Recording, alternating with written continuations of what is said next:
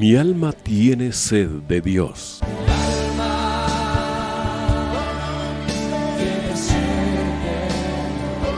Un espacio que reconforta, alienta y motiva a la luz de la palabra de Dios. Un espacio de clamor e intercesión por todos aquellos que hoy necesitan una palabra de aliento de parte del Dios Todopoderoso.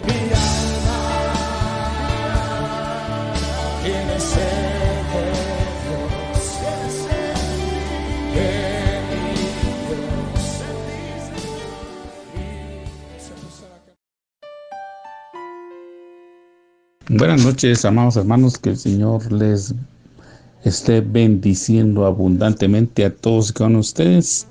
Sean bienvenidos a este su espacio de la noche de Mi alma tiene sed de Dios. Estamos agradecidos con el Señor por la oportunidad que nos da de poder compartir con ustedes esta hora de la noche, externándole a todos y cada uno de ustedes, amados hermanos, nuestra gratitud al Señor, primeramente, que nos permite continuar transmitiendo a través de la frecuencia 760 para Radio Receptor en internet y las redes sociales, y agradecidos también con ustedes, amados hermanos, que nos hacen el favor de sintonizarnos desde muy tempranito hasta la finalización de la programación, así como el seguimiento que hacen a todas y cada una de las transmisiones que se hacen y quedan grabadas en las diferentes redes sociales. Amados hermanos, Dios les bendiga. Y quisiera que en esta noche, amados hermanos, sigamos meditando en un tema que empecemos a platicar hace unos días, al cual se le tituló Los errores de los sacerdotes. Y, amados hermanos, este tema, pues obviamente el Señor nos inquietó a que lo profundizáramos, derivado a que, como usted sabe, en la primera carta del apóstol Pedro, capítulo 2, versículos 4 al 10, se nos habla del real sacerdocio, del sacerdocio santo, del real sacerdocio, de esa función que los creyentes podemos ejercer como ministros, como sacerdotes adjuntos o como sacerdotes delegados, ya que el sumo sacerdote es el Señor Jesucristo. Por ende, amados hermanos, el real sacerdocio lo ejercen aquellos que creen en Jesucristo, que aceptan el sacrificio de Jesús, por medio del cual Dios recibió la paga y otorgó el perdón de los pecados a todos y cada uno de los que creen. Entonces, amados hermanos, de ese real sacerdocio estamos hablando. Entiendo también que el término en el verso 9 nos habla de realeza, ¿verdad? Y sabemos que el único rey, el Rey de Reyes y Señor de Señores, es Jesucristo, el Verbo de Dios, el Hijo de Dios, el unigénito Hijo de Dios, que, como lo leímos y lo estudiamos en su momento, amados hermanos, en el libro de Apocalipsis se nos dice que a él le ha sido otorgado un nuevo nombre, un nombre que nosotros no conocemos, pero que terrenalmente, cuando estuvo entre nosotros predicando las buenas nuevas del Evangelio, se llamó Jesús, Yeshua en hebreo, Jesus en inglés, Jesús en español, y que ya hemos conversado en algunas ocasiones, amados hermanos, en las diferentes intervenciones que el Señor nos permite tener en este medio de comunicación, que la transliteración del nombre, amados hermanos, no ocasiona perjuicio en ningún momento, y que por lo tanto los argumentos de algunas corrientes que pretenden llevarlo a usted a las raíces hebreas o llevar a la cristiandad a las raíces hebreas, nos imputan, ¿verdad?, de que nosotros estamos haciendo una invocación incorrecta del nombre, que nosotros no estamos siguiendo los principios divinos, y están trayendo confusión al pueblo de Dios, amados hermanos, por lo que es importante que usted y yo sepamos que el hecho de que nosotros pronunciamos Jesús y ellos ven con el argumento de decir que el nombre en hebreo es Yeshua, es correcto. Lo que es incorrecto es que ellos quieran aplicar a la transliteración del nombre, que tiene un significado oscuro, tiene un significado impropio, que tiene un nombre que no existe o que no es válido, amados hermanos. Así que tomemos en cuenta todo eso. Yo siempre le invito a que estudiemos, a que meditemos en la palabra del Señor y por lo tanto le pidamos la guianza al Espíritu Santo. Entonces el real sacerdocio que menciona en el verso 9 de la primera carta del apóstol Pedro en el capítulo 2, pues entiendo, amados hermanos, ¿verdad?, por el estudio que se hace, de que se habla de la realeza, ¿verdad?, de la realeza que Cristo tiene como Rey de Reyes y Señor de Señores, como el Hijo de Dios que es, ¿verdad? Él es único y soberano, y usted sabe que en Apocalipsis ese es uno de los nombres que lo identifica cuando Él viene comandando los ejércitos celestiales para combatir en esa batalla final que se va a dar, amados hermanos, cuando se cumpla todo lo establecido en la palabra de Dios y específicamente el final de la profecía bíblica que nos enseña el Apocalipsis o la revelación de Jesucristo. Entonces, amados hermanos, también vemos de que nos insta, nos motiva, nos exhorta a que nosotros también defendamos ese sacerdocio que es legítimo, ¿verdad?, que es el único, que es el verdadero, y como lo mencionaba hace un instante, es el que Jesucristo establece en el creyente por el creer en el sacrificio que Él realiza y que es el que está autenticado, si se me permite utilizar ese término, o es el que es aceptable, amados hermanos, para la realización de las tareas que han sido delegadas por el Señor y que vemos a lo largo de la Escritura. Vuelvo a enfatizar, amados hermanos, que lamentablemente el sacerdocio ha sido usurpado por el enemigo, por un lado; por otro lado ha sido denigrado, ha sido de alguna manera se le ha hecho mala fama, amados hermanos, se le ha hecho una palabra aborrecible, una actividad detestable por las situaciones que hemos comentado anteriormente, ¿verdad? Personas que lamentablemente van a utilizar ese cargo para realizar abusos en contra de los creyentes en Jesús.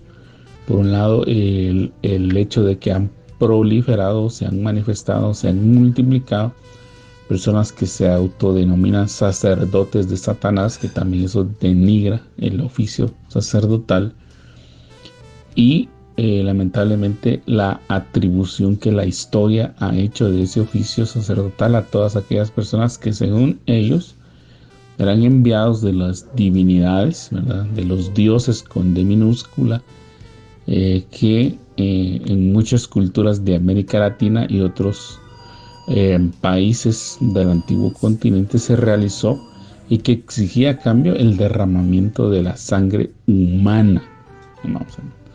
Sabemos que los sacrificios humanos lamentablemente se han dado, y en las culturas que fueron muy famosas o muy populares que usted ha estudiado, y que en la región de América, específicamente de Latinoamérica, fueron muy sangrientos, hermanos. Se derramó mucha sangre de personas inocentes, de jovencitas, de niños, que fueron de alguna manera ofrecidos en sacrificio a esas divinidades o dioses con D minúscula, que realmente, como la Biblia nos enseña, son demonios, amados hermanos. Son demonios, son seres celestiales, o que ocupan, mejor dicho, un espacio en el cielo o en la bóveda celeste, pero que en ningún momento son reconocidos, o mejor dicho, se les debe dar el reconocimiento de ser dioses. Solo hay un Dios único y verdadero, que es al que usted y yo servimos si hemos creído en el sacrificio que Jesucristo realizó.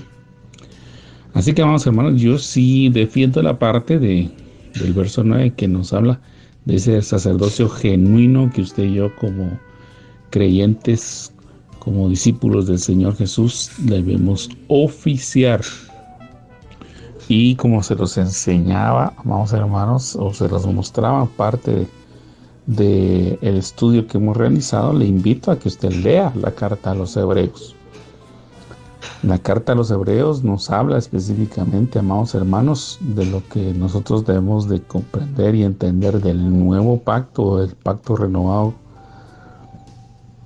que el Señor realiza. Número uno, las diferencias entre lo que fue el sacerdocio establecido en la figura de Aarón y los levitas, y los símbolos o figuras que representaban los sacrificios que se realizaban ahora, y cómo el supremo, el sacrificio supremo que Jesús realizó, amados hermanos, vino a abolir todo aquello, porque Él realizó el sacrificio que fue único, perfecto, agradable, irrepetible, amados hermanos, para darnos salvación eterna a usted y a mí. Entonces es indiscutible, amados hermanos, que tenemos que leer, meditar, reflexionar en toda la Escritura, pero en temas específicos está la carta a los Hebreos, ¿verdad? Y esa carta pues nos hace un contraste entre la ley que algunos dicen que es de Moisés, pero realmente no es la ley de Moisés, sino que es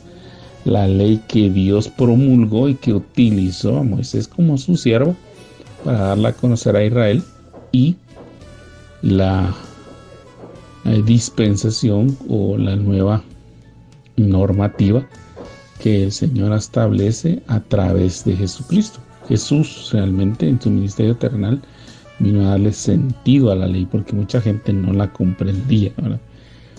Mucha gente pensaba que era por obras que se iba a salvar, y para algunos se volvió gravosa la ley. Y realmente la ley, amados hermanos, tal y como lo explica el apóstol Pablo, por esa guianza que el Espíritu Santo le da, es un ayo, dicen algunas versiones, ¿verdad? Las nuevas traducciones ya ponen maestro, ¿verdad? Un tutor, alguien que enseña. Y realmente esa es la función de la ley: enseñarle al hombre la necesidad que él tiene de Dios, y cómo esa separación que se ha logrado hacer entre Dios y el hombre por obra del enemigo tiene sus consecuencias, tiene un precio muy alto que pagar, amados hermanos. Pero Dios no desea que nosotros nos perdamos, Dios no desea que nosotros nos extraviemos, Dios desea nuestro bienestar, Dios desea que nosotros no nos perdamos, amados hermanos, sino que seamos salvos, que estemos con Él por la eternidad. Y bien, pues entonces, amados hermanos, nosotros debemos de ejercer el sacerdocio tal y como Dios lo establece, y por ello le invito que entre todos los libros que tenemos que leer de la Biblia, pues cuando usted tenga tiempo, medite, no lea con prisa, con premura o de manera superficial el libro a los Hebreos, sino léalo detenidamente. Indiscutiblemente, amados hermanos, se hace necesario que también usted haya leído el Antiguo Testamento, lo vaya leyendo a la par, que usted pueda entender y comprender lo que Dios estableció, no lo que algunos interpretan o lo que algunos quieren atribuirle al sacerdocio levítico, porque yo he escuchado personas que a veces se pueden hablar del sacerdocio de Aarón, el sacerdocio de los levitas, prácticamente con odio, con resentimiento, con amargura en su corazón, a veces atribuyendo cosas que no están descritas en la Biblia, sino pensamientos que ellos tienen, críticas que han escuchado a otras personas que tampoco han leído la Biblia, y algunas cuestiones que han tomado de los escritos israelitas que hablan sobre tradiciones o sobre enseñanzas orales que han recibido acerca de lo que hacían los sacerdotes. Definitivamente, amados hermanos, todo ese tipo de documentación, aunque en determinados momentos puede ser orientativa, no es lo que Dios estableció. Entonces yo le invito a que lea la Biblia. Yo le invito a que usted lea detenidamente el libro del Éxodo, que es donde empieza el Señor a narrar cuáles van a ser las funciones del sacerdocio. El libro de Levítico, que es donde detalla y describe a profundidad cuál era la actividad que el sacerdote iba a realizar y por qué razón iba a realizar. Y hay pasajes en los libros de los números, en el libro de números, mejor dicho, donde Dios establece también algunas funciones sacerdotales y que renueva o que nos recuerda, mejor dicho, el Señor a través del Deuteronomio. Recordemos que el Deuteronomio algunos lo han puesto en sus comentarios como la promulgación de la segunda ley, pero no hay segunda ley, amados hermanos. Es el recordatorio de la ley que Dios estableció. Y el libro de Deuteronomio lo que nos habla realmente en pocas palabras es que se le vuelve a transmitir el mensaje de la ley que Dios da a una generación que está por entrar a la tierra prometida. Usted sabe que lamentablemente el capítulo 13 y 14 del libro de Números nos habla del desastre que el pueblo de Israel vive derivado de la incredulidad. No alcanzan ellos a comprender que es Dios el que los está llevando, que es Dios el que hace la obra en la vida de todo ser humano, cuando el ser humano se entrega a Él y le permite que Dios sea el que labre el camino, el que talle nuestro carácter, que talle nuestra existencia. Y el pueblo de Israel se niega a entrar a la tierra prometida, esa herencia que Dios les había dado 430 y un poco más de años antes por medio de su antecesor Abraham, de quien realmente el Señor establece un pacto con él y lo transforma en la nación de Israel, en el pueblo de Israel. Y no alcanza esta gente a heredar. Y Dios se molesta en tal magnitud que Él profesa una palabra, una sentencia en contra del pueblo incrédulo que nos debe de aterrar a nosotros, amados hermanos, también porque el pueblo incrédulo siempre recibe castigo de parte de Dios, recibe corrección de parte de Dios. Y aquel pueblo incrédulo, aquella generación, Dios les dice que van a pasar 40 años en el desierto. Y que en ese periodo el Señor iba a exterminar a todos los que no creyeron en que Dios tenía el poder para darles la tierra. Esa tierra que la representación por ellos escogida de 12 hombres, la recorrieron, le mostraron los frutos, dijeron que era una tierra buena, pero que lamentablemente 10 de esas 12 personas promulgaron o provocaron, mejor dicho, la incredulidad del pueblo, el desánimo en el pueblo, el enojo en el pueblo, la rebelión en el pueblo. Y Dios, definitivamente, como es santo, como es puro, como es de transparente, amados hermanos, establece, promulga que aquella generación que no creyó en el poder de Dios iba a morir en el desierto.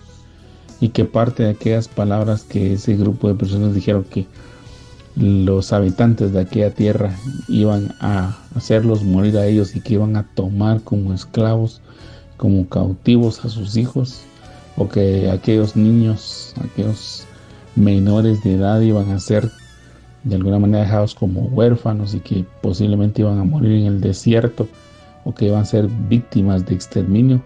Dios dice claramente que a ese grupo de personas que ellos pensaron que iban a ser esclavos o que iban a ser exterminados, Dios les iba a entregar, les iba a permitir entrar a esa tierra prometida. Y, amados hermanos, es ese grupo de nueva generación que, pues, al ver morir a sus padres, tienen que recibir de ellos esa nueva ley, no, ese recordatorio de la ley, perdón.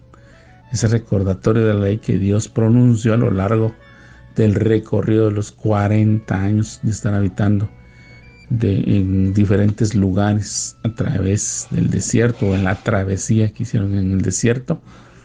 Por ser una nueva generación, Dios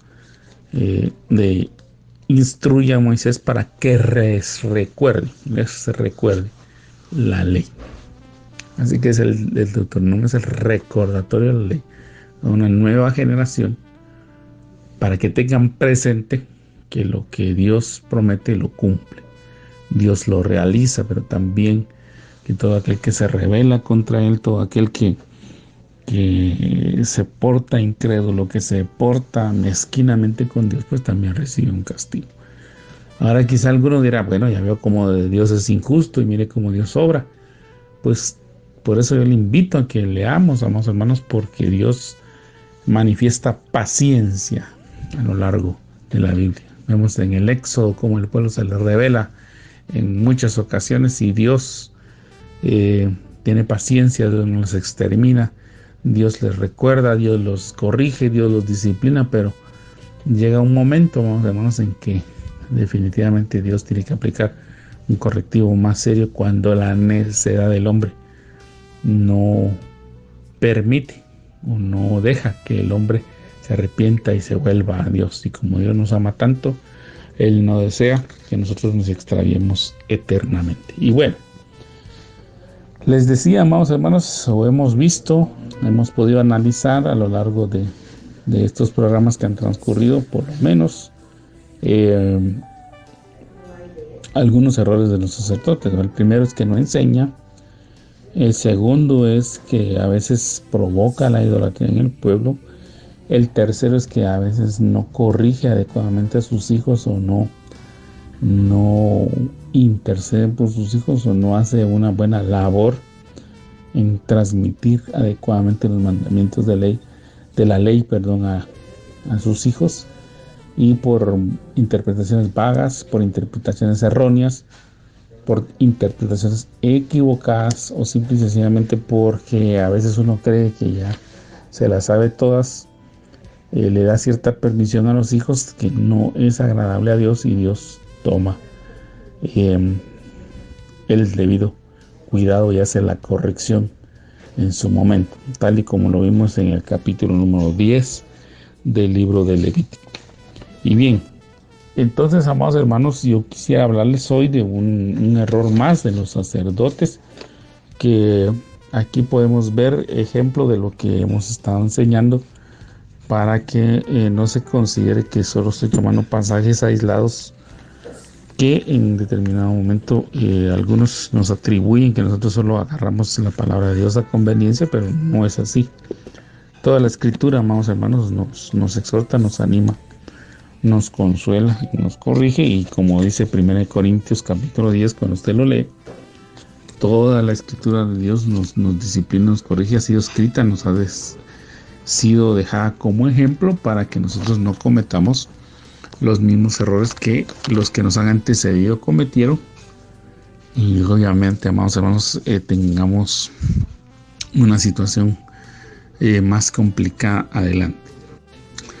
Entonces, en el libro de los Jueces, capítulo número 17, el Señor nos recordaba de una situación, amados hermanos, que combina o que nos da mayor énfasis a los puntos que hemos analizado. Y fíjense que el pueblo de Israel ya es la nueva generación, entra a la tierra prometida.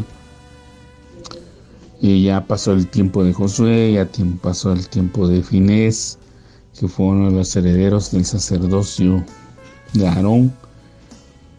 Y el pueblo pues está de alguna manera ya viviendo en aquel territorio que Dios les da.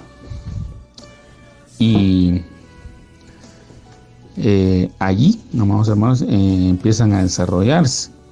Lamentablemente, por no seguir los mandatos de Dios, el pueblo se desenfrena, el pueblo se equivoca y empieza a vivir un periodo de altas y bajas, más bajas que altas, porque obviamente, amados hermanos, a todo aquel pueblo que no mantiene su relación con Dios o no aviva su relación con Dios, pues le pasan cosas terribles, ¿verdad? El pueblo de Israel nos ha dejado esa enseñanza de que uno debe de mantener su compromiso con Dios, agarrarse con Dios, pedirle al Señor su guianza para que nuestra conducta, para que nuestra vida le sea agradable.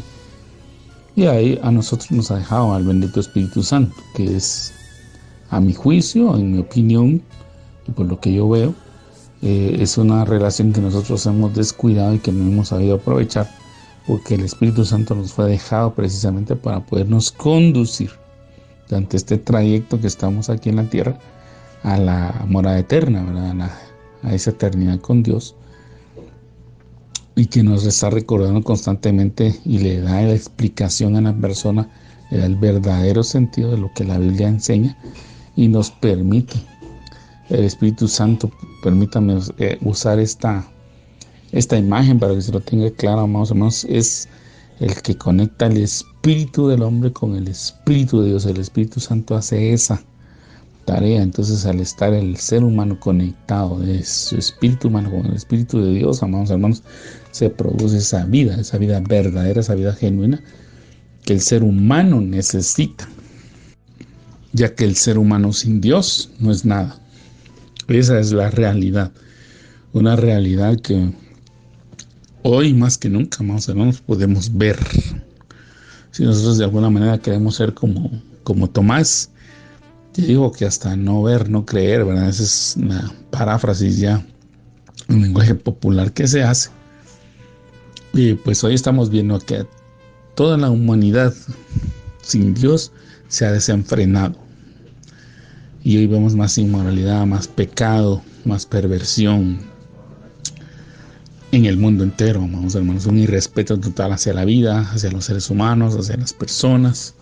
Y vemos mucha pobreza, mucha enfermedad. De hecho, aunque la Organización Mundial de la Salud ha decretado el final de una pandemia que se estableció en 2020 en muchos países del mundo, vamos hermanos, y que cobró la vida de miles de personas, creo que millones de personas en todo el mundo, amigos, conocidos, hermanos de la iglesia, ricos, pobres, hombres, mujeres, ancianos y adultos no tan mayores, pero personas mayores de los 20 años que se enfermaron y perdieron la vida. Entonces, amados hermanos, vemos pues que el ser humano sin Dios lamentablemente va a una perdición y condenación eterna. Eso es lo que podemos apreciar. Y eso todos los días se ve. Si usted en algún momento ha tenido la oportunidad de ver las noticias en los diferentes medios televisivos, se dará cuenta de cómo el ser humano constantemente va en caminos que a ellos les parecen derechos, pero que la Biblia enseña que su fin es de muerte.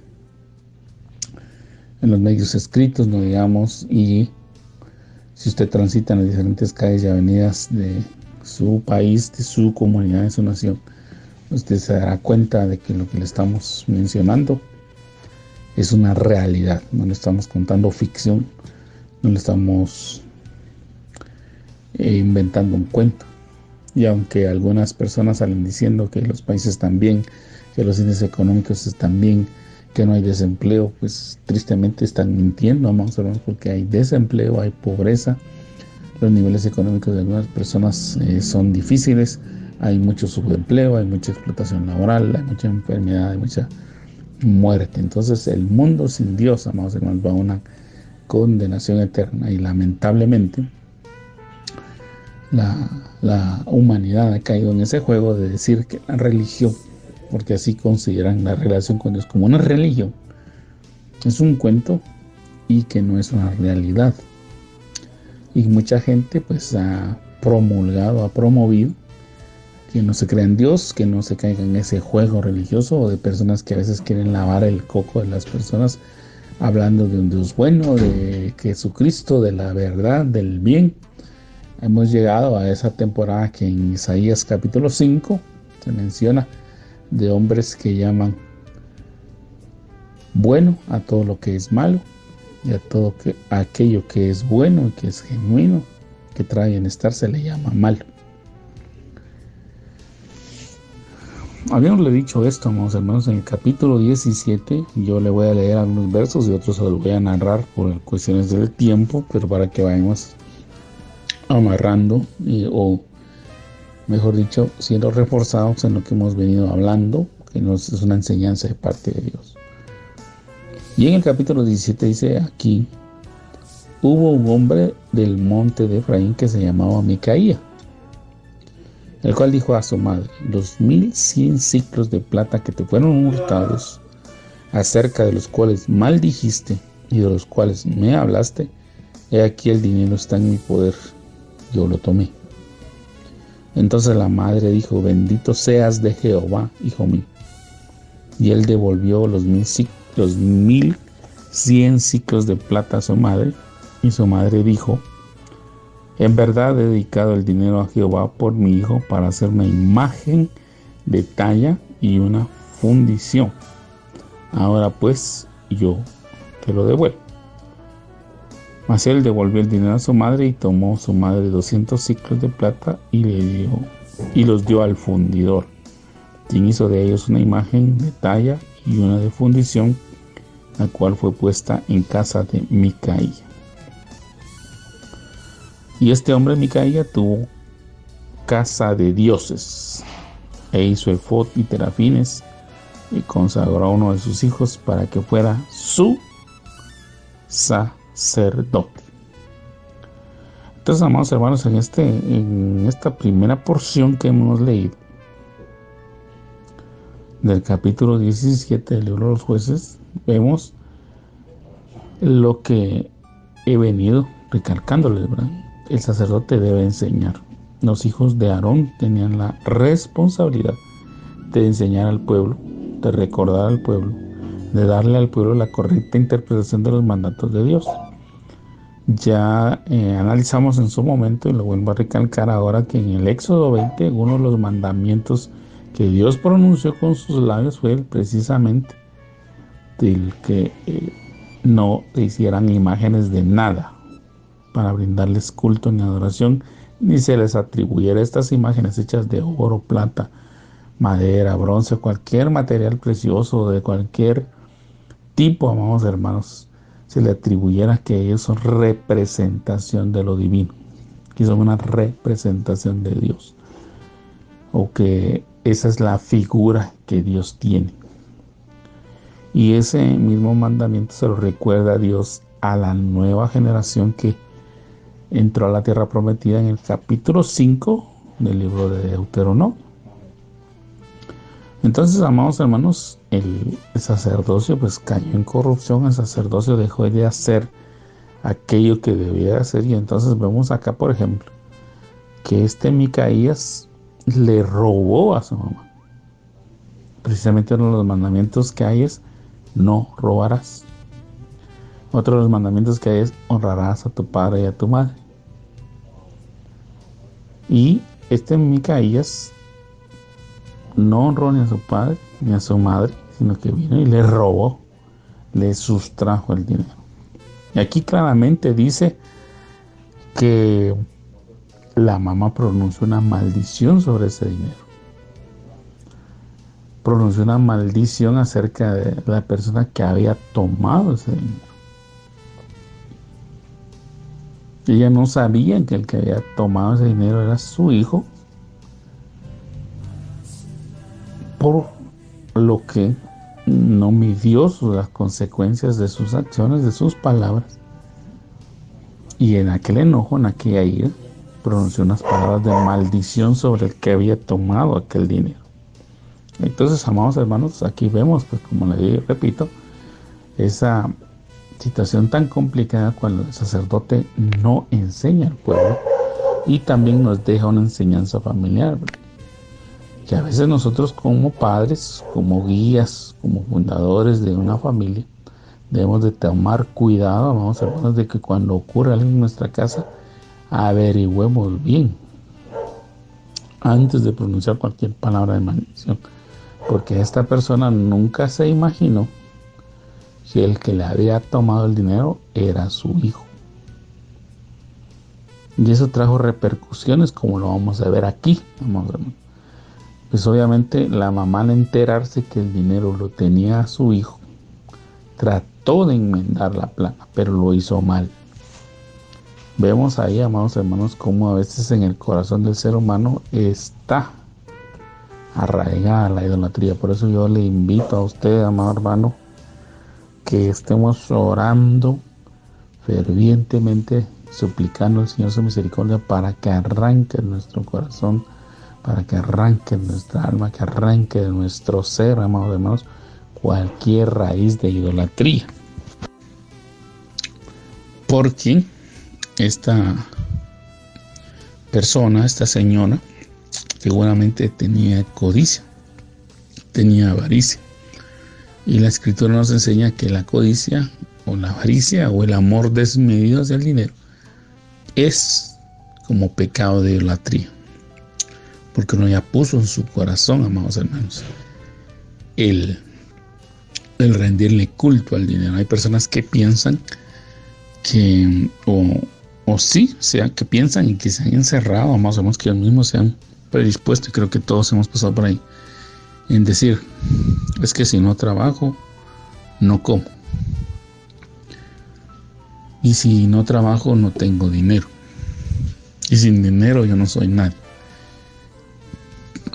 Y lo que sí debemos de recordar, amados, que aunque el dinero tiene un valor, que es un instrumento que se utiliza para el intercambio de bienes y que es mundialmente aceptado, ya sea en representación de papel moneda o de la forma electrónica que ahora se maneja a través de las diferentes tarjetas o de las diferentes representaciones que el dinero tiene ahora, que se utiliza como un medio de pago. El dinero no es amo y señor de nuestras vidas, amados. Cuesta aprender eso con el tiempo, yo sé. Todos hemos tenido esa época donde a veces le damos un lugar al dinero que no tiene el dinero. A veces nosotros ponemos al dinero como un dios, y el dinero no es ningún dios, es un medio de pago.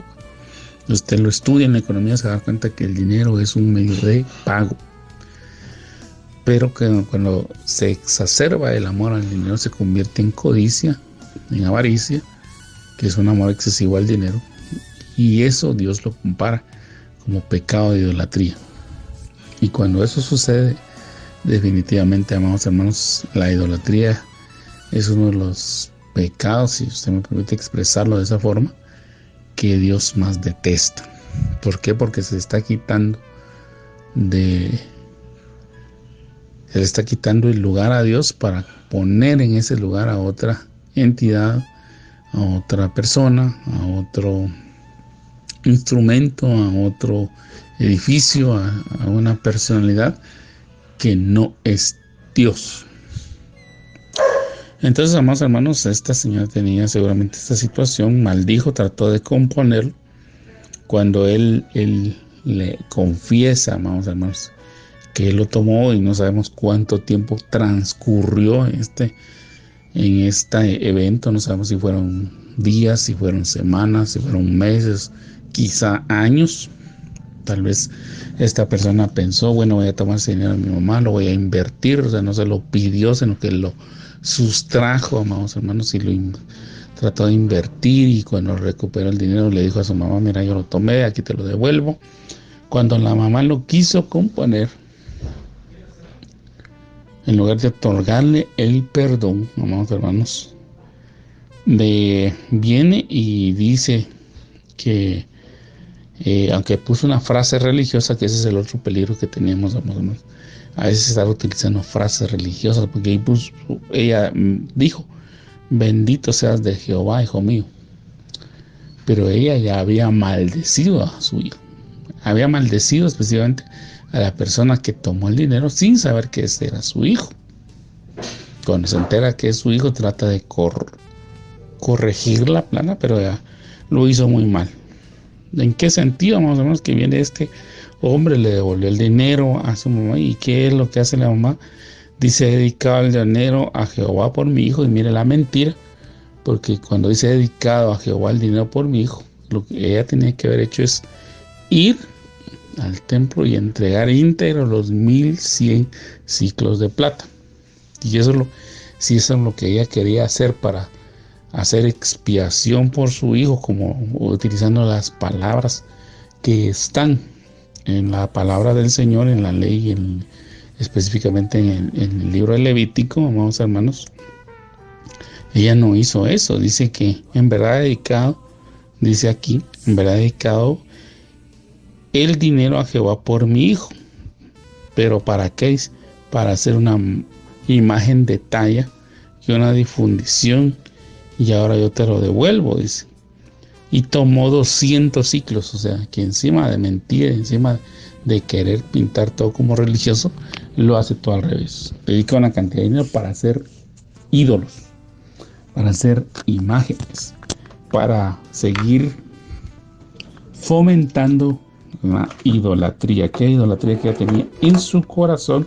Ahora la materializa a través de imágenes. Y fueron varias: una imagen de talla y una de fundición. Es decir, una imagen de talla se le podría decir de aquella que se hace con madera o con algún material que se puede trabajar por un artesano. Y una de fundición quiere decir una que solidificó, ya sea oro, plata o algún material precioso, un bulto,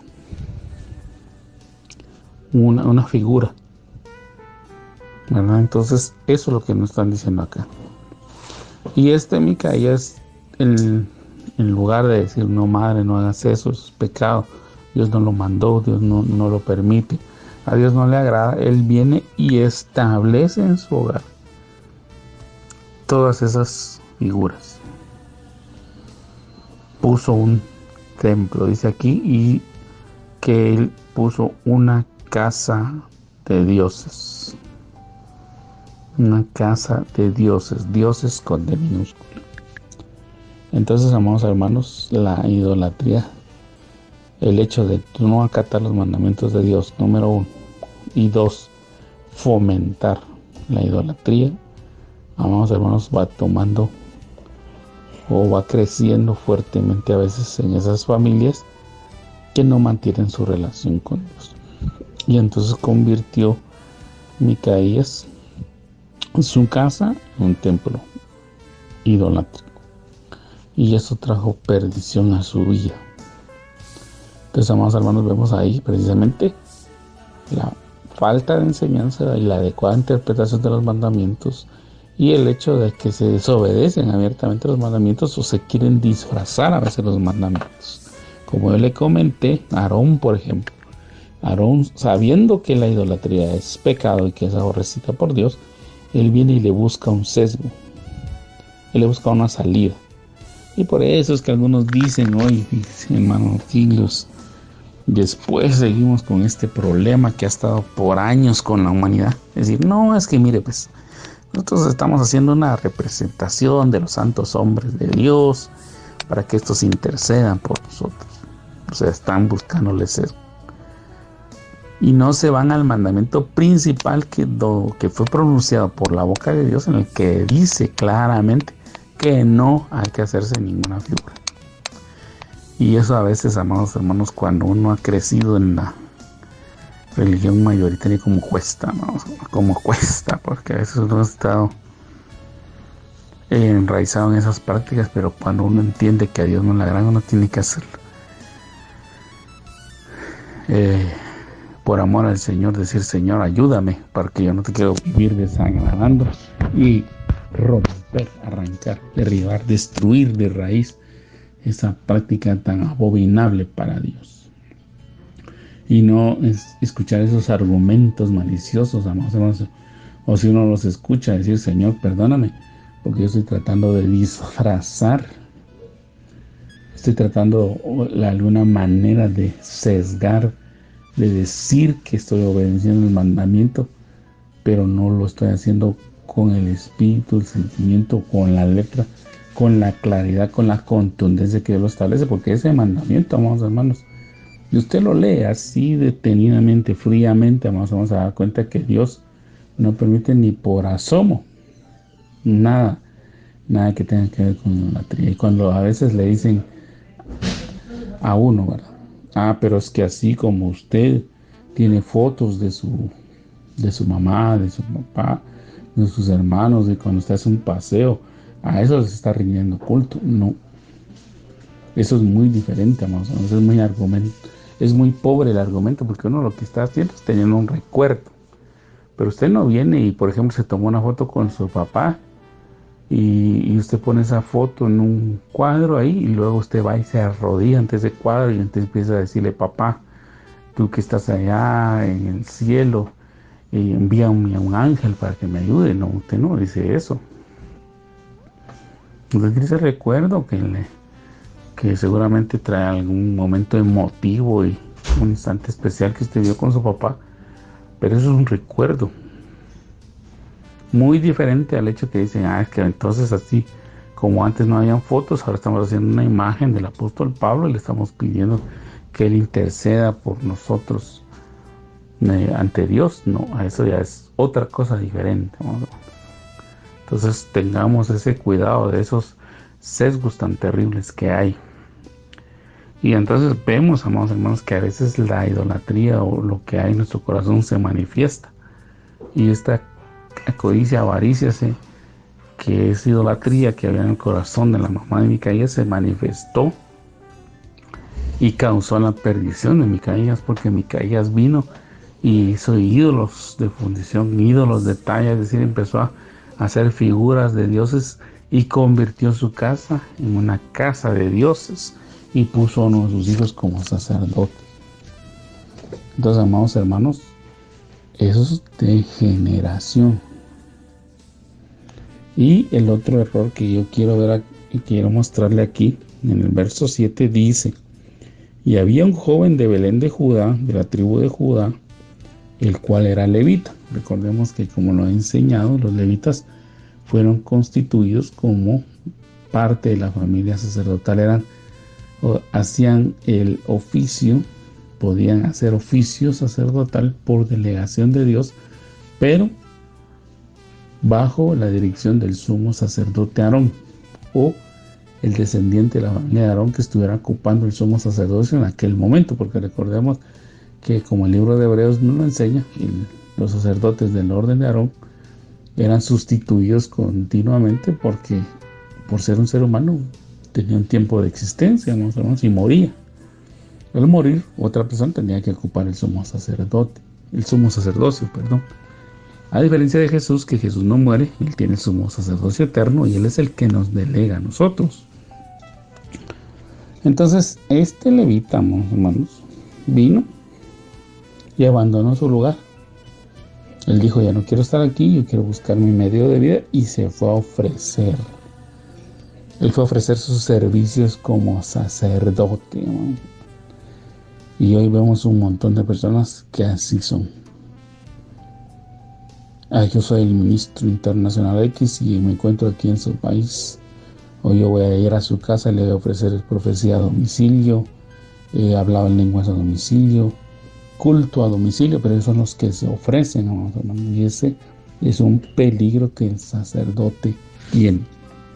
El que tiene el don de Dios, amados hermanos, no tiene necesidad de irse a ofrecer, porque no es mercancía. Los dones de Dios no son mercancías que usted comercia con ellas, no.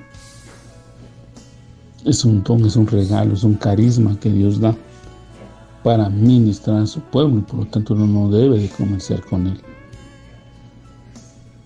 No debe uno andarse ofreciendo, amados hermanos, porque hay personas que se andan ofreciendo. Y este joven se fue, y cuando llegó precisamente a la casa de Micaías, él también fue movido a codicia. Por eso yo deduzco que la intención de este joven no era pura, no era correcta. Ay, mira, Señor, yo voy a dejar mi país, voy a dejar esta tierra, me voy a otro lado donde tú me lleves, y ahí voy a crecer y desarrollar. No, la intención de ese hombre no era esto. Les dice que cuando pasó por la casa de Micaías, Micaías le preguntó: ¿de dónde vienes? Y el levita le respondió: soy de Belén de Judá y voy a vivir donde pueda encontrar lugar. Entonces Micaías le dijo: quédate en mi casa y serás para mí padre y sacerdote, y yo te daré 10 ciclos de planta por año, vestidos y comidas. Y el levita se quedó. Agradó pues al levita morar con aquel hombre, y fue para él como uno de sus hijos. Entonces, amados hermanos, vemos ahí cómo este hombre que tenía también esa bendición de parte de Dios de poder ejercer en el oficio sacerdotal, desobedece el mandato de Dios también. O sea, ¿cómo es posible que alguien que dice que obedece y sirve a Dios desobedece sus mandamientos? Porque obviamente Micaías, pues tal vez cualquiera dirá, bueno, pero él no era sacerdote, hermano. Él tal vez ni relación con Dios tenía, pero el sacerdote sí. El sacerdote tenía que saber los mandamientos de Dios de memoria, pues, y darles una adecuada interpretación. Y no es posible que al llegar a la casa de Micaías, ver que él tenía una casa de dioses, que él está haciendo una contratación, este hombre no haya venido y corregido a Micaías y le ha dicho, mira, lo que estás haciendo es desagradable a Dios, es pecado contra Dios, destruye todas esas imágenes, purifícate, arrepiéntete, ve y presenta tus sacrificios de expiación, tus ofrendas de paz, y ve delante de Dios y arrepiéntete del pecado que estás cometiendo. No le dijo nada de eso. Dice que al levita le agradó que le ofrecieran dinero, que le ofrecieran vestido y que le ofrecieran alimento. Él vendió su don. Y él no quiso, entonces, amados hermanos, obedecer a Dios y servir a Dios, honrar a Dios. Y el sacerdote debe de honrar con su vida a Dios. Y aunque a veces parezca difícil, amados hermanos, que a veces parezca complicado, porque yo no sé si este levita tenía la necesidad, yo no quiero justificarlo, pero pues pongámonos a imaginar, porque quizá algunos de ustedes dirán, bueno, hermano, pero usted no sabe la condición del levita.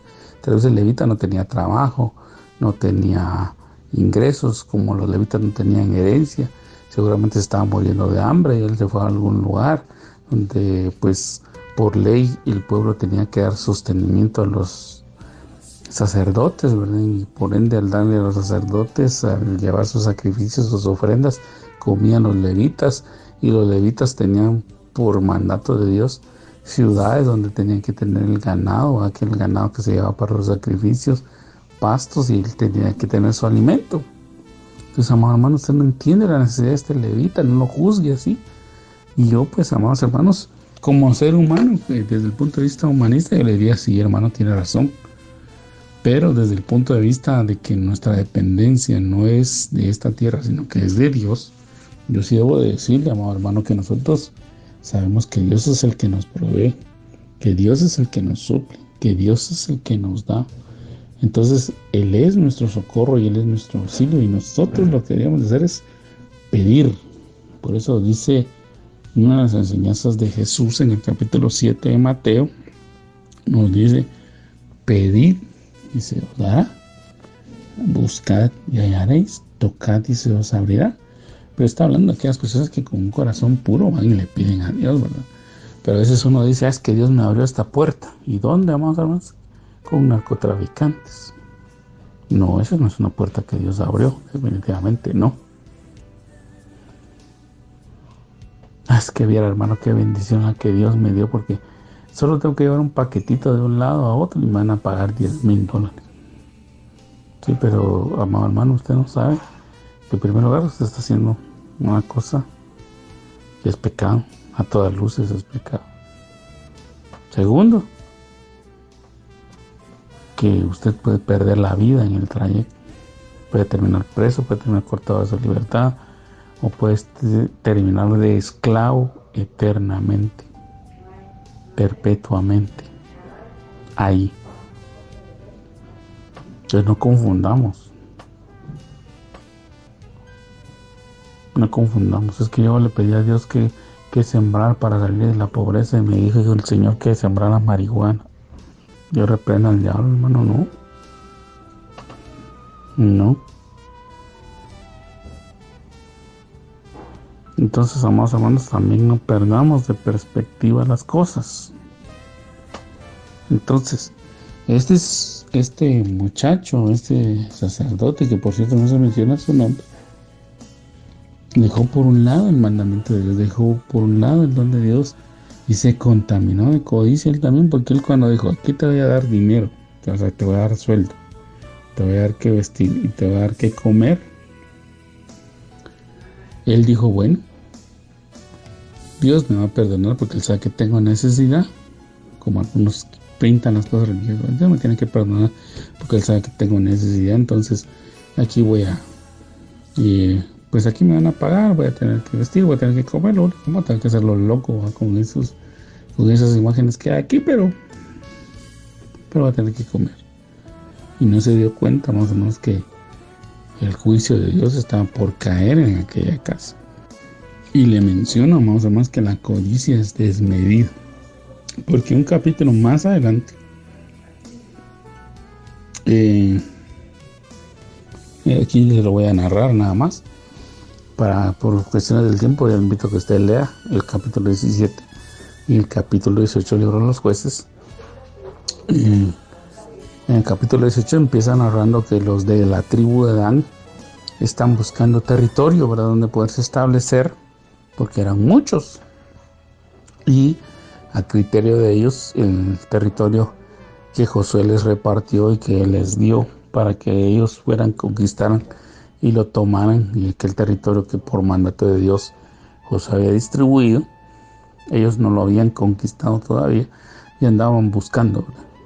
Sale una comitiva de 600 hombres, llegan, precisamente atraviesan por el territorio hasta la casa de Micaías, encuentran a este sacerdote, a este muchacho levita ahí ejerciendo el sacerdocio en esa casa, y viene y les lanza su profecía, ¿verdad? Una profecía que a todas luces es falsa, porque dices que Jehová les va dando la luz en el camino, y cómo le va a hablar este hombre de parte de Dios a otros si está en una casa donde hay pecado, ¿no?, donde hay idolatría, donde abiertamente hay ídolos, donde abiertamente hay inmoralidad, donde abiertamente hay una codicia, una avaricia.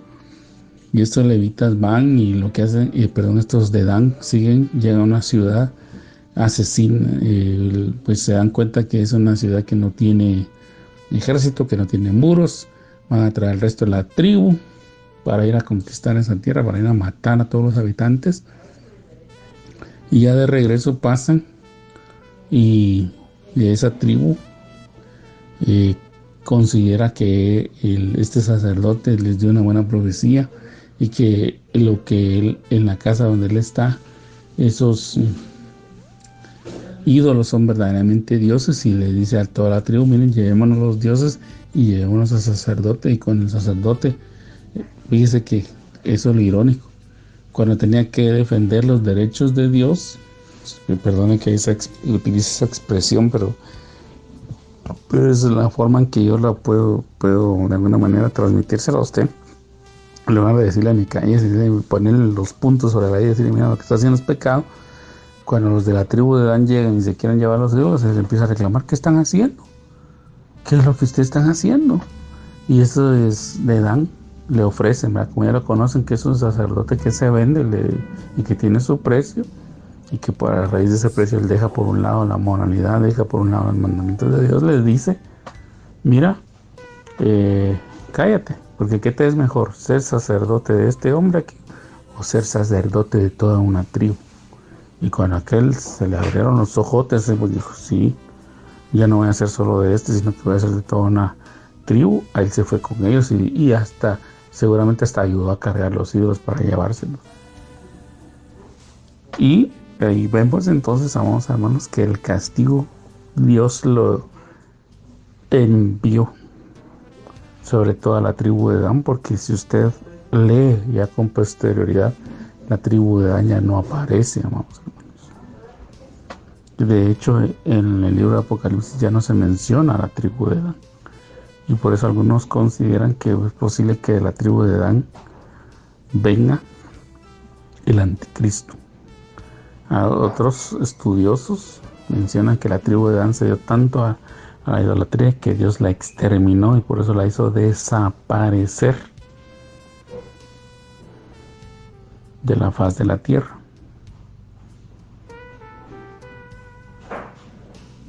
Pero se lo dejo ahí como una enseñanza para que usted la tome, vamos hermanos, reflexionemos sobre la responsabilidad que como sacerdotes tenemos. Yo le agradezco que esta noche me haya acompañado usted en el estudio de la palabra, amados hermanos. Que el Señor le guarde, el Señor le bendiga, que el Señor le provea y supla para todas y cada una de sus necesidades, amado hermano. Que guarde a su familia y que verdaderamente usted y yo, en esta serie de enseñanzas que estamos teniendo acerca del sacerdocio, le pidamos a Dios su dirección, que le reavivemos esa comunión con el Espíritu Santo para que seamos limpios de todos esos pecados, de todos esos errores que pueden traer destrucción a nuestra familia.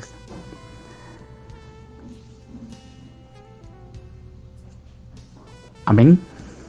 Y amén. Que el Señor le guarde nuevamente, que el Señor le bendiga. Y será en otra oportunidad que estaremos compartiendo con usted la palabra del Señor.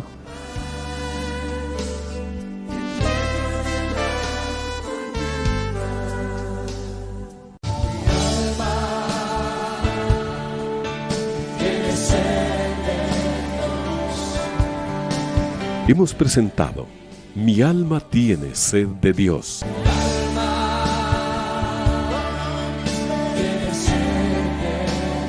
Te invitamos a escuchar nuestra próxima audición cuando nuevamente estaremos delante del Señor exclamando: